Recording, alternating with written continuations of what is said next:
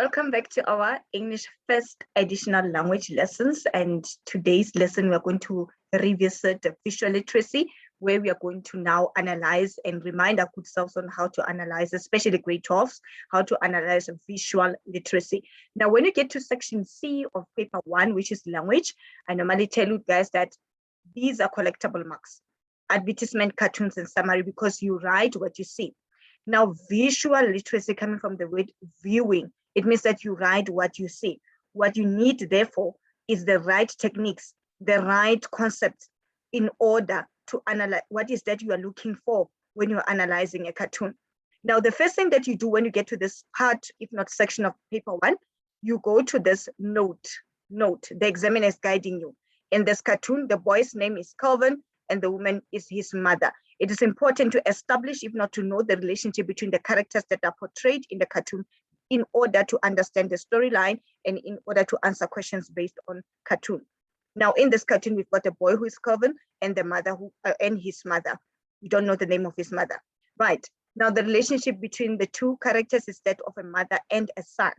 And then what you do, secondly, you check the background. Remember, background will indicate where action is taking place. Are these people in a classroom? Are these people in a hospital? What will help you to determine the background are objects that are drawn in frames. For example, if you see a chalkboard and a duster, a teacher, and learners, you know that action is taking place where? In the classroom. So before we can even go into the storyline itself, it is important for us to determine where action is taking place here. You'll check, we have frame 1, frame 2, frame 3, and frame 4. Sometimes people call them strip 1, strip 2, strip 3, strip 4. And then let us focus on frame 1. What do I see? I see a desk. I see a woman sitting on a chair. I see a lamp. I see a calculator. I see also a pen. Now, these objects are going to serve as evidence when I answer questions based on visual literacy. Okay. In the second frame, I will still see the chair. In the third frame, I still see the same chair and a desk. And then in the fourth frame, I see a desk. That means that action is taking place in the same room. They did not move into another room because the setting is still the same. Objects are still the same in the different frames.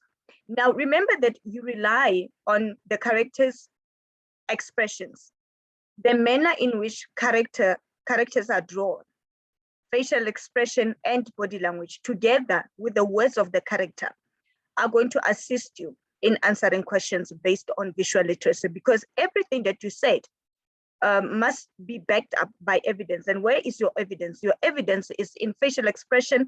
Your evidence is in body language.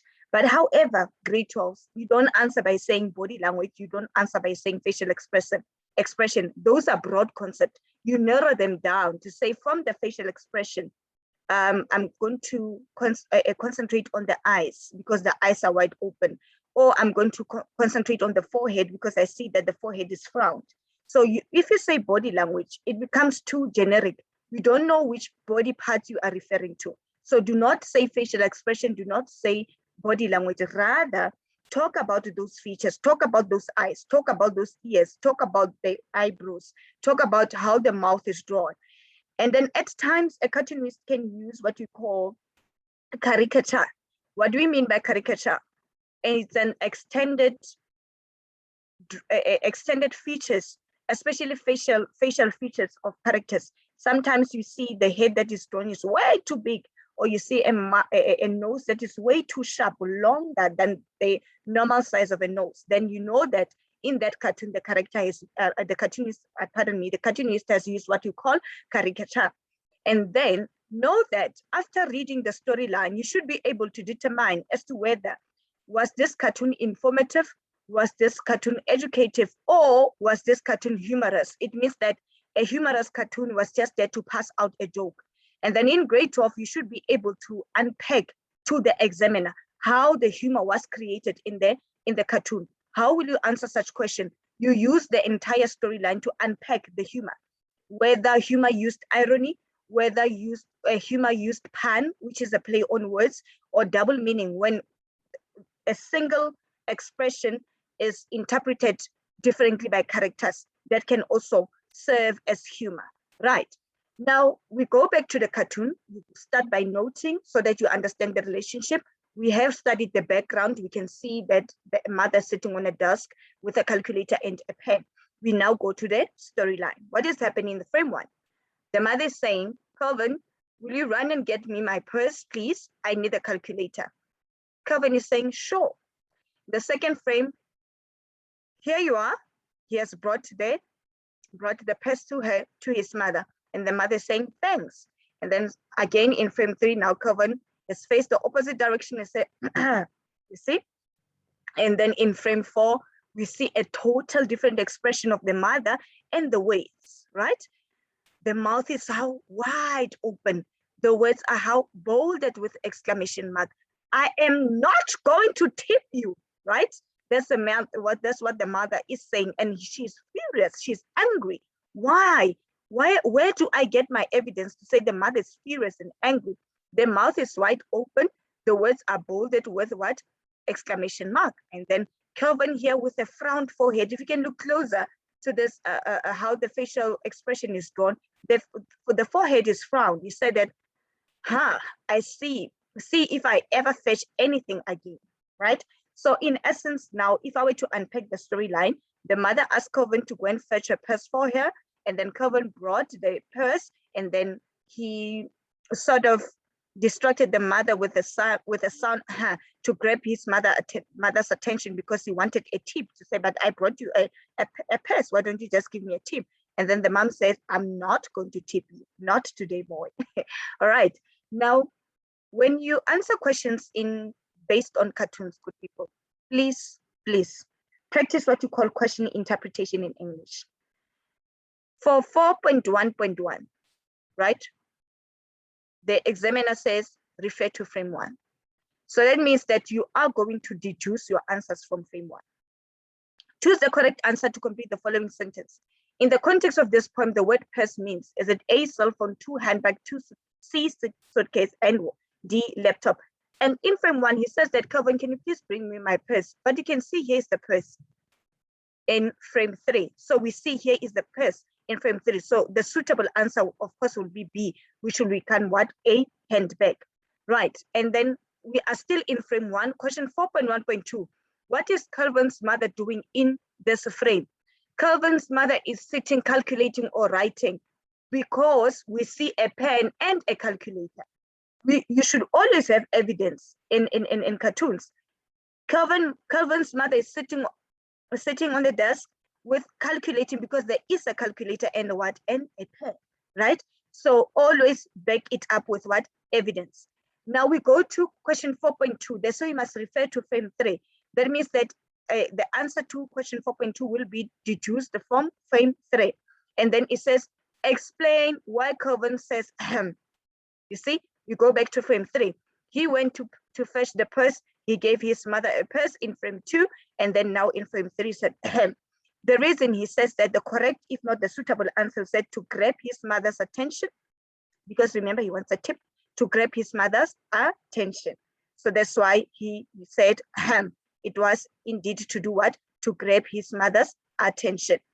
And then now we are going to, the examiner says we must refer to frame 1 up until 4. That means the answer will be based on the entire cartoon, frame 1 up until frame 4.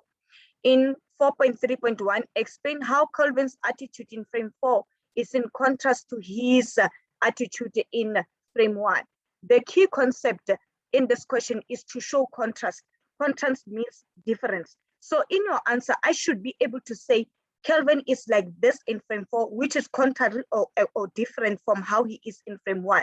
So you should be able to determine, if not to explain, the attitude from frame 1 and 2, and your answer must show a contrast. It means that your answer must show what? A difference. So we say that from explain how Calvin's attitude in frame 4 is a contrast to his attitude in frame 1. We go back to the cartoon again.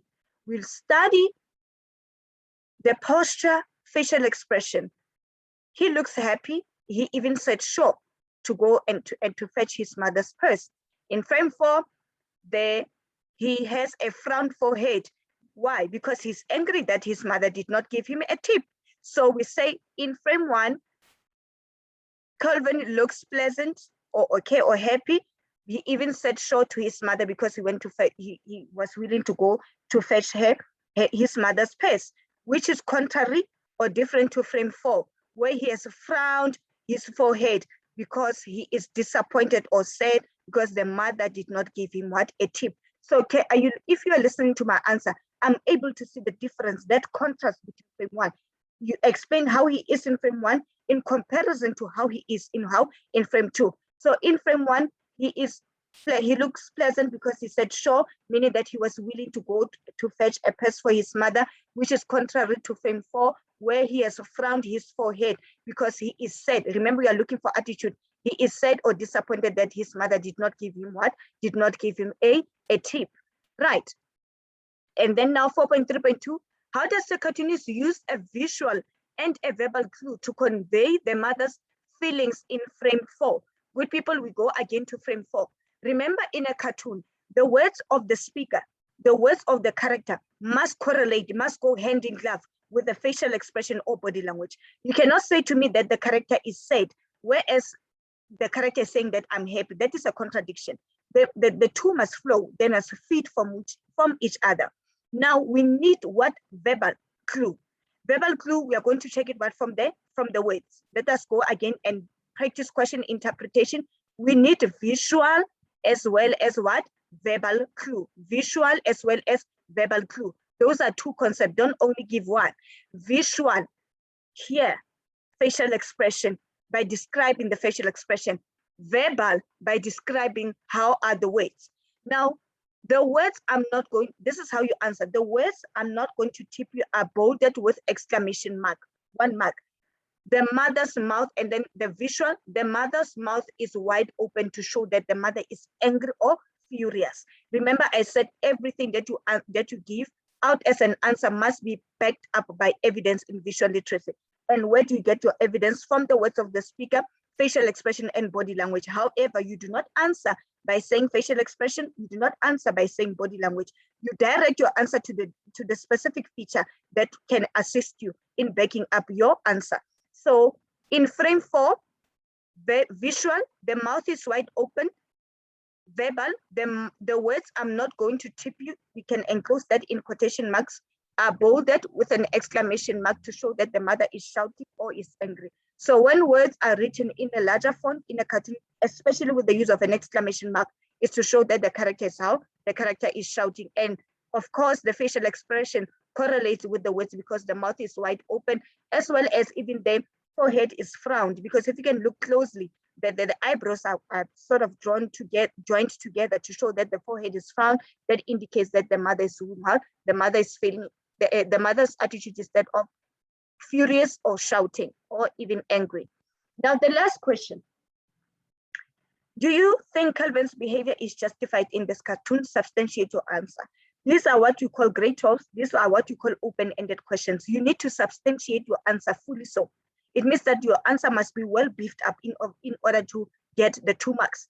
Now, for you to answer the last question in a cartoon, always go back to the storyline. Use the storyline to substantiate your answer. You can either say yes or no, but ensure that your answer is well substantiated. You cannot substantiate your answer in 1 sentence, at least 2 sentences that are well reasoned so that you get 2 full marks. Now, I would say no. It is the attitude that Calvin gave his mother in frame 1 is contrary to what he did in frame 2. In frame 1, he was happy to go and fetch the purse, and then in frame 2, he was angry that the mother did not give him a tip, which is wrong because children are not meant to be tipped, and you cannot pay a child for sending him or for asking him to do something for you. Or alternatively, can say yes. Perhaps the mother is used to tipping him, like in frame 1, he was excited to go and fetch the purse, and in frame 3, he said, except reminded the mother of a tip, only to find that the mother got angry in frame 4, which is unfair because he did bring the purse to him. So it's unfair of her not to tip him. What did I use in both answers? I've used what? The storyline. So you study the background, you study the features, body language, as well as the words of the speaker. You study the background, all the object that may be used in the background will ultimately assist you in answering the question based on understanding the tip where action is taking place. So that is how good people interpret visual literacy. See you next time. Thank you for tuning in once more. Bye.